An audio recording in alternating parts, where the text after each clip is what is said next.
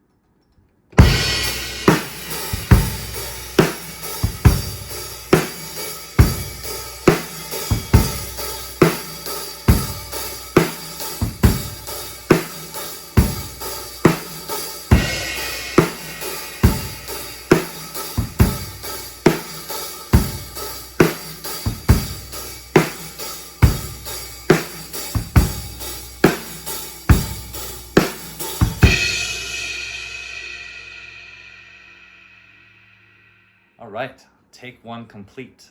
As you can tell, very low key, minimal fills, barely even any crashing.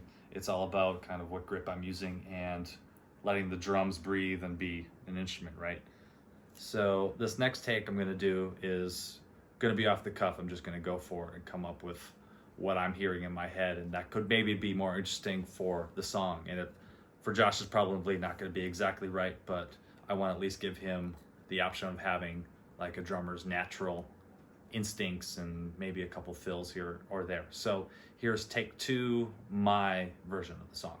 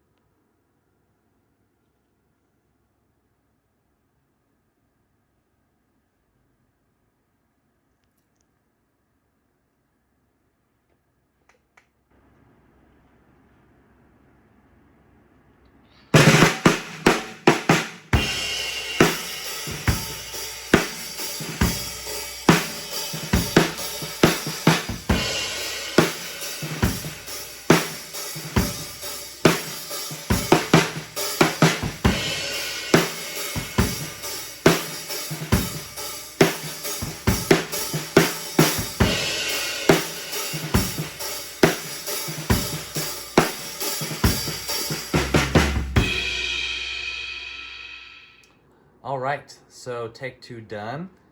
That was my version of it. I'm now going to send that off to Josh back in Nashville. It's almost 9 o'clock his time, so I'll probably hear from him tomorrow. And we'll see what he thinks. Before we go, I wanted to go through what I'm using today and what I recommended kind of for the sound. So he gave me some sound comparisons to like a Tom Petty kind of thing. So I went with a deeper tuned 1974 Black Beauty, of course, with a Remo coated black dot controlled sound head on it, kind of my go-to. It's got a custom cut down rim on it here. It's a die-cast rim that I have cut down, so it kind of helps with some of the unwanted low mids that tend to come from that. A little bit of gaff tape, and then it's tuned, pretty fat with the snares loose on the bottom. Again, on the toms, we've got Remos. These are coated Emperors.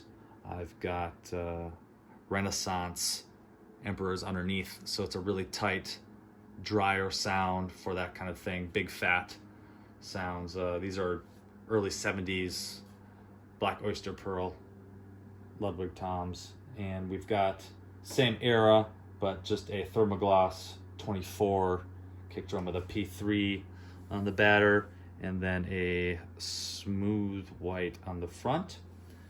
Of course, cymbals, best cymbals made. I use them on everything.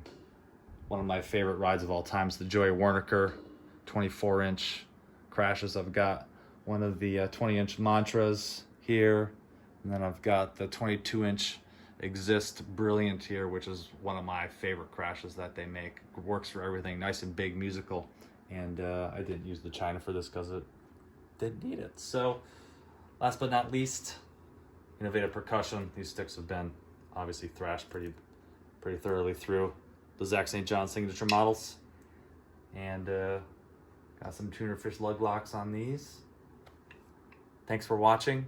Hope you learned something. All right, bye guys.